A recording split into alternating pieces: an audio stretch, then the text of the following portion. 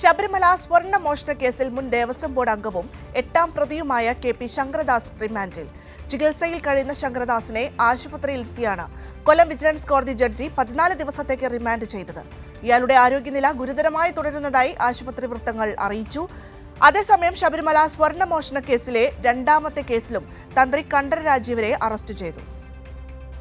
പക്ഷാഘാതത്തെ തുടർന്ന് ചികിത്സയിൽ കഴിയുന്ന ശങ്കരദാസിന്റെ അറസ്റ്റ് ഇന്നലെ രാത്രി ആശുപത്രിയിലെത്തിയാണ് പ്രത്യേക അന്വേഷണ സംഘം രേഖപ്പെടുത്തിയത്. കേസിലെ 12ാമത്തെ അറസ്റ്റാണിത്. പിന്നാലെ കൊല്ലം വിജിലൻസ് കോടതി ജഡ്ജി ആശുപത്രിയിലെത്തി റിമാൻഡ് നടപടികൾ പൂർത്തിയാക്കി. 14 ദിവസത്തേക്കാണ് ശങ്കരദാസിനെ റിമാൻഡ് ചെയ്തത്. നിലവിൽ ICUവിൽ കഴിയുന്ന ശങ്കരദാസിന്റെ ആരോഗ്യസ്ഥിതി ഗുരുതരമായി തുടരുന്നതായി ആശുപത്രി വൃത്തങ്ങൾ അറിയിച്ചു.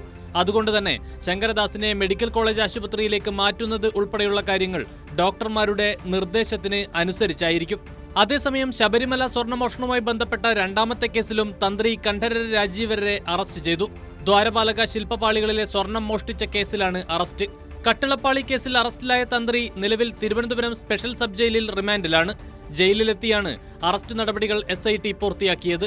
കോൺഗ്രസ് നേതാവ് പ്രയാർ ഗോപാലകൃഷ്ണൻ ദേവസ്വം ബോർഡ് പ്രസിഡന്റായിരിക്കെയാണ് തന്ത്രിക്ക് വാജിവാഹനം കൈമാറിയത്.